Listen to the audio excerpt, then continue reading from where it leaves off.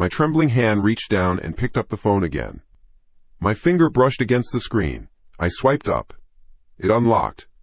No password, no face scan. It opened right up for me. The screen was black, utterly empty. Except for one thing, floating in the center. It was a single application icon. A stylized, minimalist drawing of a maze. A labyrinth with no clear exit. Beneath the icon, there were 3 words. The next round. The room was dead silent.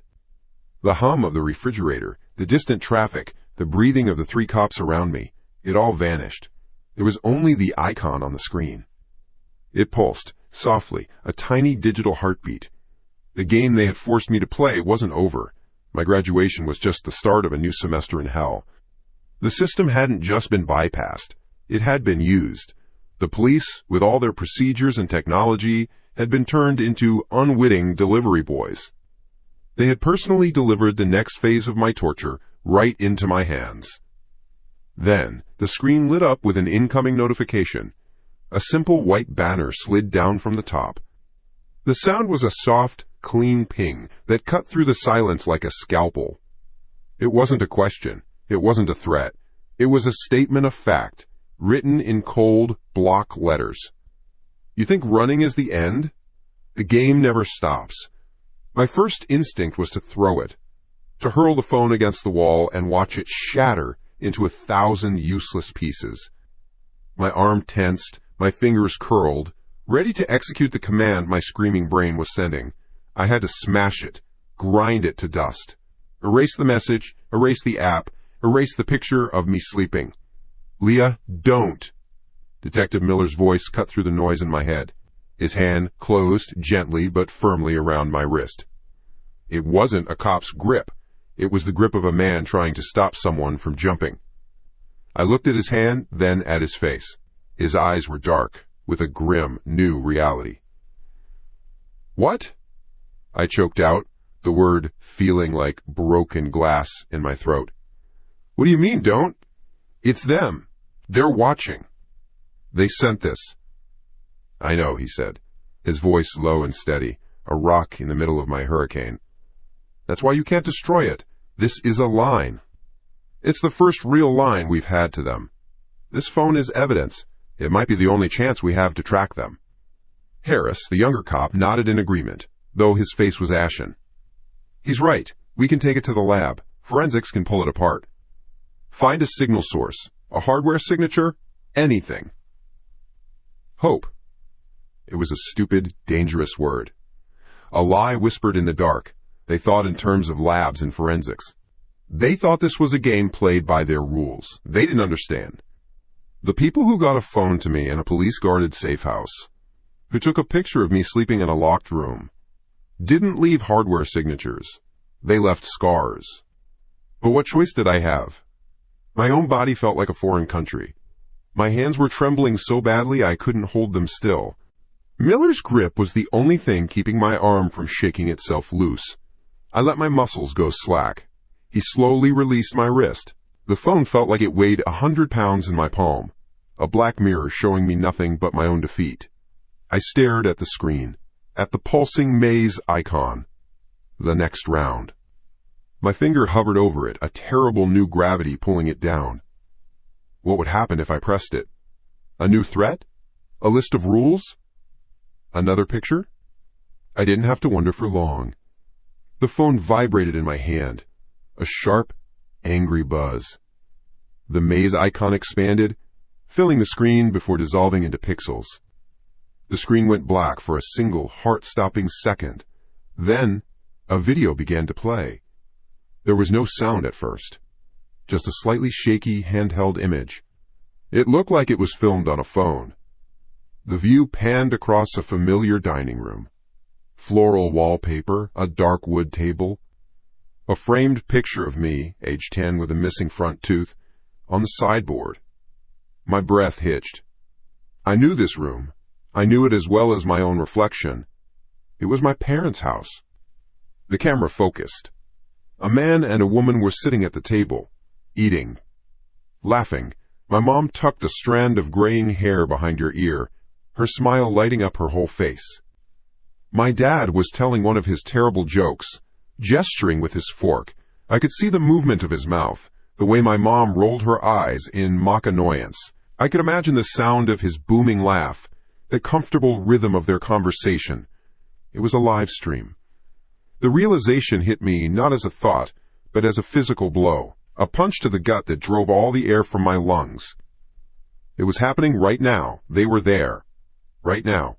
In my home. With my parents. The sterile, beige safe house dissolved around me. I was there, a ghost in the machine, watching through a predator's eyes. "What is it?" Miller asked, seeing the look on my face. "Leah, what are you seeing?" I couldn't answer. I just lifted the phone, my hand shaking uncontrollably. Miller and Harris leaned in. Their professional composure cracked like thin ice. I heard one of them let out a low curse. "Is that?" Harris started.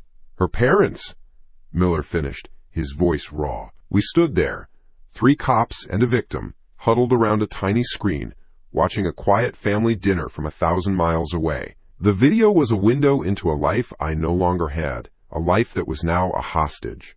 The sound suddenly kicked in, tinny and distorted through the phone speaker. And then he says, "That's not a dog, that's my wife," my dad's voice boomed. My mom laughed, a real, full-throated laugh. The sound was a knife twisting inside me. They were completely unaware. Happy. Safe in their little world. A world that was about to be burned to the ground because of me. Then I saw it. A flicker of movement on the wall behind my dad. A tiny, perfect circle of red light. It danced on the floral wallpaper for a second, a playful little bug. Then it moved. It crawled across the wall, over the framed picture of me and onto the back of my dad's dining chair. It climbed his shoulder. It settled, dead center, on the chest of his blue and white checkered shirt. A laser sight. A cold, clean dread washed over me, so total and so absolute it felt like ice water flooding my veins. It snuffed out the panic, leaving behind something worse. A hollow certainty. This wasn't a threat. It was a demonstration of capability. A promise. I could hear Harris breathing hard beside me. "Jesus Christ," he whispered. "A sniper. They have a man on them right now." Miller was silent. His face was a mask of stone, but his knuckles were white, where he gripped his own useless sidearm. He was a good man. A man who followed rules and believed in the system. And he was watching his system fail in real time on a 4-inch screen. He was watching his promise to protect me turn to ash. He couldn't stop a red dot in another state. My mind raced, trying to find a way out of a cage with no bars. Call them. I had to call them. Tell them to get on the floor, get away from the windows. But the phone number was in my own phone, the one the police had taken. And even if I could call, what would I say? How do you explain this? And what would they do? Would they make their move the second they heard another phone ring? Video stream on the phone cut out. Black screen. The 3 words appeared again, in the same cold, block letters as the notification. The next round. Then, underneath the words, a digital clock materialized. It was bright red. 60:00, 59 to 59, 59 to 58. A timer. A 1-minute countdown. And below it, a new line of text blinked into existence. A final, brutal set of instructions. Call the police, they die. Throw the phone, they die. Cooperate, they live. Choose. The world stopped. The humming of the refrigerator, the distant whine of traffic, the breathing of the men beside me, it all faded into a dull roar. There was only the phone, the countdown, and the impossible choice. It wasn't a choice. It was a command, a leash being clipped onto my neck. They weren't just taking me. They were making me choose to go. They were making me complicit in my own capture. "It's a bluff," Harris said, his voice tight with desperation. "They're trying to isolate you. Don't listen to them. We can have a unit at their house in minutes." "And what happens in those minutes?" Miller cut in, his eyes locked on mine. He understood. He saw the cold logic of the trap. "What happens the second the first siren sounds? That dot doesn't look like a bluff." The timer hit 45 seconds. The time it takes to toast a piece of bread. The time it takes for a bullet to cross a lawn. My gaze flickered from the phone to Miller's face. He was the law. The shield. my protector. And he was helpless. He was looking at me, waiting for me to make a decision he couldn't. His expression was a storm of fury and impotence. Every part of me screamed to trust him, to throw the phone and let the professionals handle it. That was the rational thing to do, the sane thing to do. But I saw the red dot on my father's chest. I heard my mother's laugh.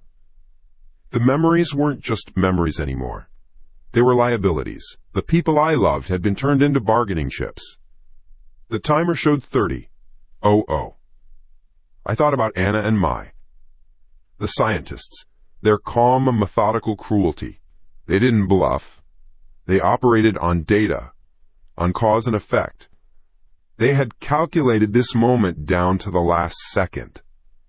They knew I was surrounded by cops. They knew the cops would advise me to resist. And they knew what my love for my parents would make me do. This wasn't just a threat. It was the final part of my psychological profile. The last data point. 2000. My throat was closed up. I couldn't speak. I looked at Miller, trying to convey a universe of apology and fear with just my eyes. I'm sorry? I can't. He saw it. He saw the fight go out of me. 1500. I shook my head slowly. A single, decisive motion. A denial. Not to the phone. To him. To hope. To rescue. His face hardened. He didn't argue. He just gave a tiny, almost imperceptible nod. A soldier acknowledging a defeat he cannot prevent. 10 o'clock. 9 o'clock. 8 o'clock. My gaze dropped back to the phone. The screen was waiting. The whole world was waiting. 7 o'clock. 6 o'clock. 5 o'clock. I took a breath, and with the last shreds of my free will, with everything that I was, I surrendered. I nodded at the phone. The countdown stopped at 0:03. For a second, nothing happened. Then a soft ping echoed in the silent room. The screen went black again, and the video feed returned. It was the same scene. My mother and father at the dinner table. But the red dot on my father's chest was gone. It had simply vanished. They continued eating, talking, completely oblivious to the fact that their lives had just been weighed on a scale and found worthy of continuing. For now. The video feed ended. The screen didn't return to the app. It didn't go dark. It displayed a new message. Just 2 words, calm and clear. Good girl. The 2 words hung on the screen. A digital pat on the head. A treat for a well-behaved dog. Good girl. I didn't throw the phone. I didn't scream. I just stood there, my hand wrapped around the black plastic rectangle, feeling nothing. A wire inside me had been cut. The one that connected panic to action. It was just gone. What now? Harris asked, his voice a low whisper, as if the phone could hear him. Miller didn't answer. He was looking at me. Not like a victim anymore. He was looking at me like a bomb that had just been disarmed, wondering if it was a trick. Wondering if it would rearm itself. A soft ping came from the phone. My eyes and theirs snapped back to the screen. The good girl message vanished. New text appeared. Cold, blocky, a command, a room, alone. We watch. You have 5 minutes. Fail, and the dot returns. A small video window popped up in the corner. My parents' front door. A live feed. The porch light cast a yellow glow on the welcome mat. It looked peaceful. It looked like a target. No, Miller said, his voice hard. Absolutely not. We're not leaving you alone with that thing. The dot, I heard myself say. My voice sounded distant, like it was coming from someone else. You saw the dot. It's a tactic, Leah. It's isolation. They get you alone. They break you down. I almost laughed. It was a dry, rasping sound in my throat. Break me down? I was already sand. They were just deciding what shape to pour me into. I held the phone up, showing him the live feed of the front door. 5 minutes, detective. Do you want to bet their sniper is slower than your SWAT team? From 1,000 miles away? His jaw clenched. The muscles in his neck stood out like cords. He was a man of action, a man with a gun and a badge, and he was being held hostage by a timer on a phone screen. He looked from the phone to my face. He saw the emptiness there. He saw that I had already made the choice. The fight was over. I had lost. "This room," he said, his voice tight with fury, pointing to an adjoining interrogation room. "It's empty. The camera is live. We will be right outside this door. You make a sound, we are in there. Understood?" I just nodded. He led me in. It wasn't a room. It was a box. Gray walls, a metal table, 2 chairs, nothing else. No windows. The air was still and smelled of bleach. He put a hand on my shoulder before he left. It was meant to be reassuring. It felt like the hand of a pallbearer. Then the door shut. A heavy thud, followed by the click of the lock. I was alone. I sat down at the table, placed the phone in front of me, like a Bible for a new, dark religion. For a long moment, nothing happened. The phone was dark. The room was silent.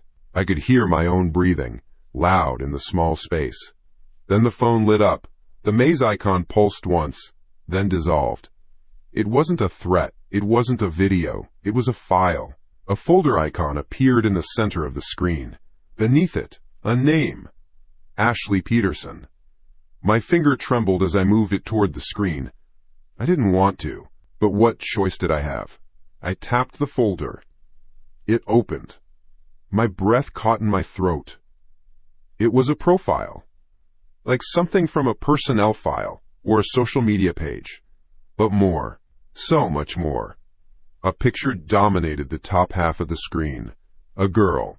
She couldn't be more than 18 or 19. Bright, hopeful eyes. A wide, unforced smile. A dimple in her left cheek. She was wearing a university sweatshirt, her long brown hair tied back in a messy ponytail. She was everything I used to be.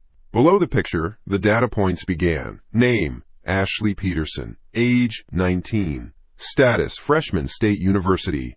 Residence, Northwood Dormitory, room 3B. My eyes scanned the text, a cold dread seeping into my bones. It was a biography written by a predator. Academic schedule, MWF, Psych 101, 10 a.m. TTH, Intro to Lit, 1 p.m. Social habits, eats dinner at the Commons around 6 p.m. with 2 friends. Names listed. Studies at the library, 3rd floor, quiet section, most weeknights. Personal vulnerabilities, leaves dorm window unlocked. Faulty latch, has not reported. Walks home alone after late-night study sessions via the campus lake path. Listens to music, unaware of surroundings. Known fears, claustrophobia. Severe arachnophobia. It was all there, her life, distilled into a target package. They knew her classes. They knew her friends. They knew her route home through the dark. They knew which window to open. They knew what she was afraid of. What is this? What am I supposed to do with this? Ahupag. The question hammered against the inside of my skull. This wasn't about me. Not anymore. I was a graduate, a survivor of their program. And this was the next candidate. The next lab rat. I stared at Ashley's smiling face. The girl in the picture had no idea. She was probably in her dorm room right now, worrying about a test, texting a boy, living her life. A life that was about to be put into a meat grinder. I felt a wave of sickness wash over me. I was going to watch it happen. They were going to make me watch them do this to her. The phone pinged again. A new message box slid onto the screen, overlaying Ashley's file. The text wasn't the cold, blocky font from before. It was cursive, almost friendly, a style I recognized. It was from Anne. The next round has begun, Leah. You did so well in your test. You showed loyalty. You showed an understanding of necessity. Now, it's time for your next phase. Think of yourself not as a subject, but as a mentor. Ashley needs to learn the same lessons you did. She needs to be broken down to be rebuilt, stronger, more aware. You will guide her. You will be our hands and our voice. Teach her what you have learned. Make us proud. I read the words once, then twice. The meaning didn't just sink in. It crashed through the floor of my mind. Guide her. Be our hands and our voice. Teach her. They weren't going to make me watch. They were going to make me do it. They were turning me into the monster. The phone in my hand was no longer just a leash. It was a weapon. And they were pointing it at that girl, but they were forcing my finger onto the trigger. The gaslighting, the moved objects, the whispers in the dark, the constant gnawing fear that someone was always there. They were going to feed me the instructions, and I was going to pull the strings. I was the new ghost in the machine. My stomach heaved. I bent over, gagging, but nothing came up. There was only the acid burn of horror in my throat. The message from Anne faded. Ashley's innocent face returned to the screen, and beneath her profile, 2 large buttons appeared. They pulsed with a soft red light. Begin phase 1. Approach. A choice. But it wasn't a choice. It was an execution order, and I was just deciding who was going to die. My eyes flickered to the approach button. As if on cue, the small video window in the corner of the screen flickered back to life. It was no longer the empty porch. It was inside my parents' house again. The camera was low to the ground, looking up at the dining room table from under a chair. My mother was clearing the dishes. My father was reading the paper. The red dot was back. It hovered, almost playfully, on my mother's hand as she picked up a plate. They didn't need a timer. The live feed was the countdown. A constant, silent threat.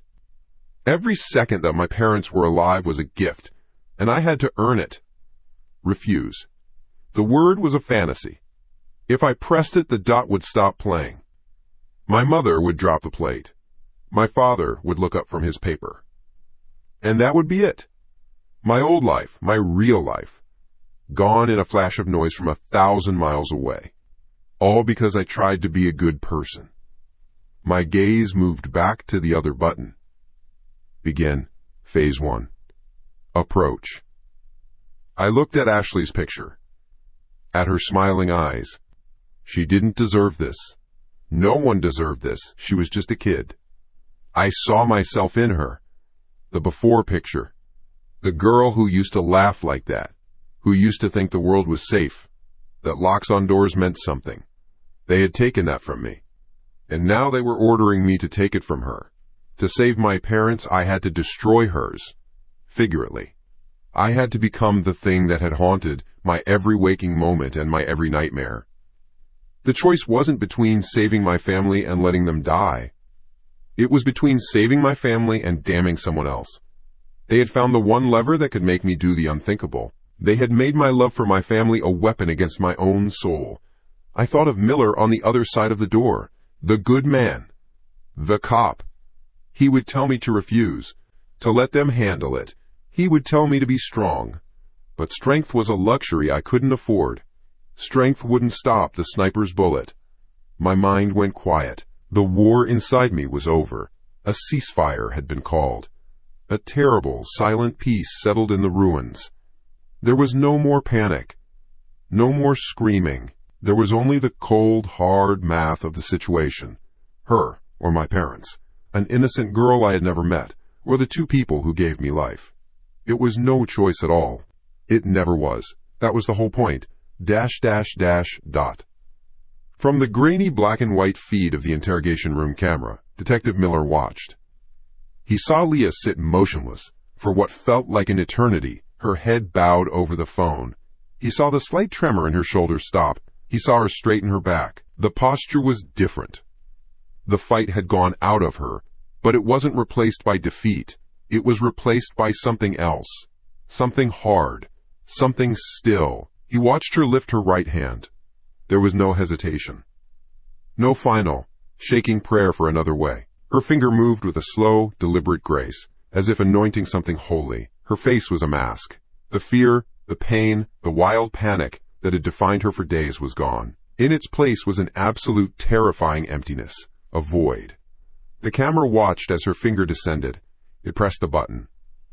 Begin. Phase 1. Approach. The game continued. And this time, she was no longer the prey.